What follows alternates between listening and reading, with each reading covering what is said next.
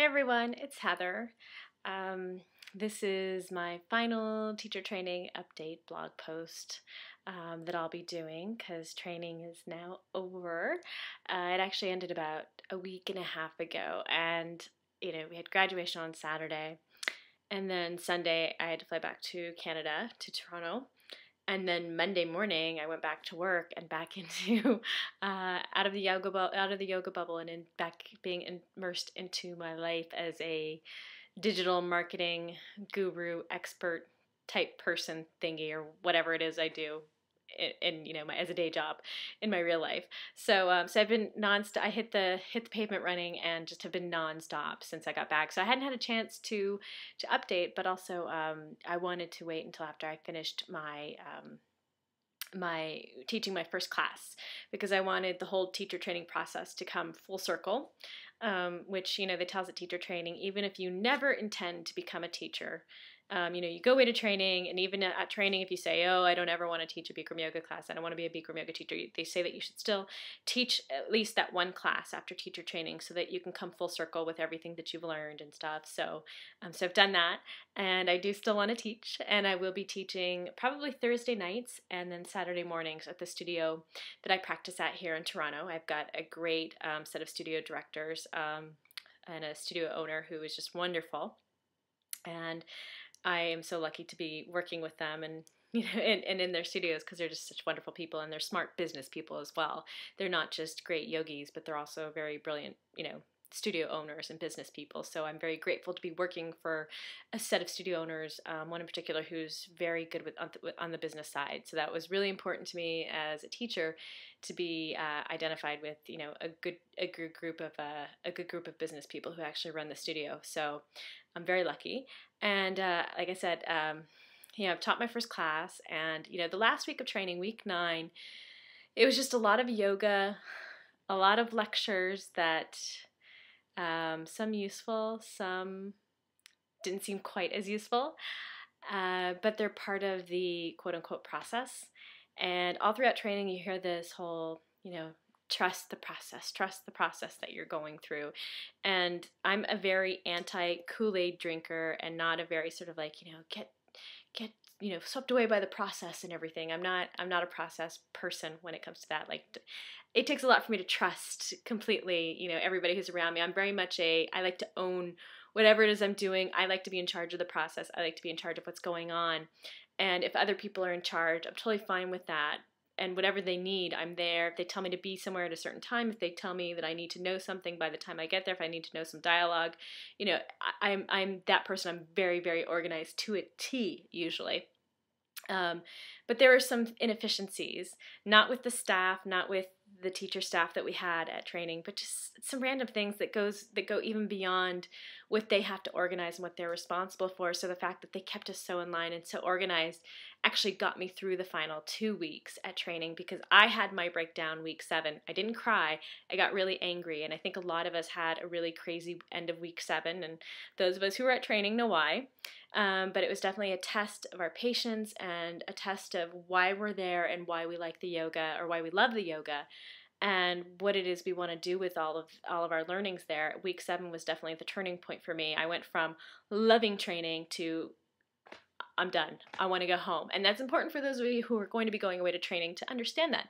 A lot of people go through a breakdown around week 3 or week 4. They start missing their family. They start missing the comforts of home. I didn't experience that. I missed my husband, but I was totally fine and still in the zone, and was happy to be at training. And I think part of that was because I had my own room. I won't lie. It did help that I had my own room, but I didn't have a crying breakdown. I had the angry breakdown where I'm like, getting angry and swearing and blah, blah, blah. But the whole process overall was wonderful, and I'm so glad I went, and I'm so glad I'm able to teach now. And, it really was a true, the whole Bikram yoga teacher training process was a true test of my patience and my ability to stick with something and stay committed to something, and not turn around and say, oh, fuck it, I'm just going to go my own way, fuck this, blah, blah, blah, because you're going to have those moments if you go to teacher training. You're going to have those moments. And it ended well, and week 9 was just a lot of yoga, a lot of long lectures, not enough Hindi movies, not enough Bollywood movies, in my opinion. We should have had more. Um, but it was good, and it was good to have my family there and to have my husband and my sister come out. My sister came out and took the final class with us, so it was great. And then I got back on the plane and came home to Toronto, and the comforts of home, an actual bathtub, an actual kitchen, and all of those things, all my clothes and my shoes and my bags and my home office and stuff, which is where I am right now. And these are I collect these. I collect the 3 wise monkeys. Well, these are Buddhas, 3 wise Buddhas. So, the see no evil, hear no evil, speak no evil. I usually get them in monkey form. But I bought these in San Diego, in Old Town. And they're just lovely. I love them. They're wonderful. So I collect these types of things. And yeah, so I'm glad to be home. I taught my first class. I had 8 students in my class. It was a 6:30 a.m. class on American Thanksgiving, so I was very grateful to be there and be teaching. And I had 8 students, and the class was 88 minutes long, so perfect timing. I was probably about 50% dialogue in terms of I knew all the words, but they weren't always said in the right order. Things got jumbled a little bit. It was fairly seamless, and my studio director who took my class, she said I did a great job and that she felt comfortable leaving me there by myself and that she knew she could trust me. And afterwards, one of the students came up to me and asked me when I was going to be teaching again, and I'm assuming that's because she actually wants to take my class, not because she's trying to avoid my class. So it was a good experience, and I'll be teaching again this Thursday at 6:30 a.m. and then I come back in the evening and teach the final class at 8 p.m.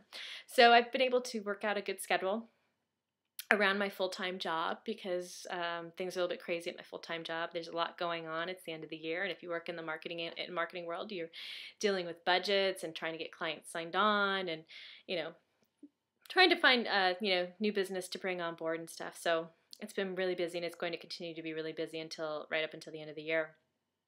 And yeah, it's been a great experience. I may do another blog post in a couple of weeks, because now we know that teacher training for the spring is going to be in Los Angeles, near LAX, the airport, which is interesting.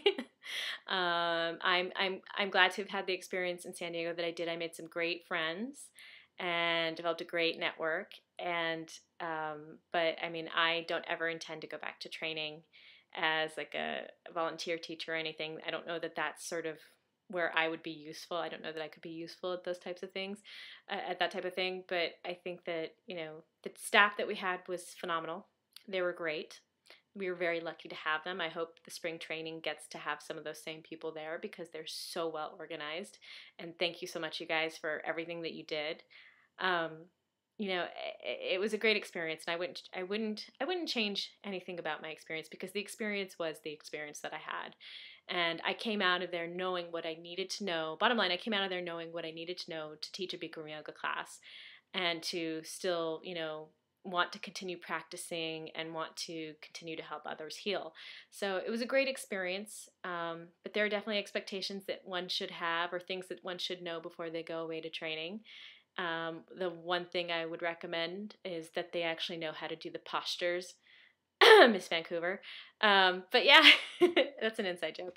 But yeah, no, it was a great experience, and I wouldn't change anything about it. And I still came out of there liking 99% of the people who were at training, and it was a great experience. So, I'll definitely continue to update this blog with any insights that I can lend for people who are going to be going to training. And certainly, if you guys have any questions, certainly throw them my way, and maybe I'll do an occasional video blog post about questions for teacher training. What I can speak about, there are some things I won't be able to speak about, but there are some things that I can. So if you have questions, let me know. Otherwise, it's been great. Thank you guys so much for watching, and yeah, I'll talk to you guys later. Bye.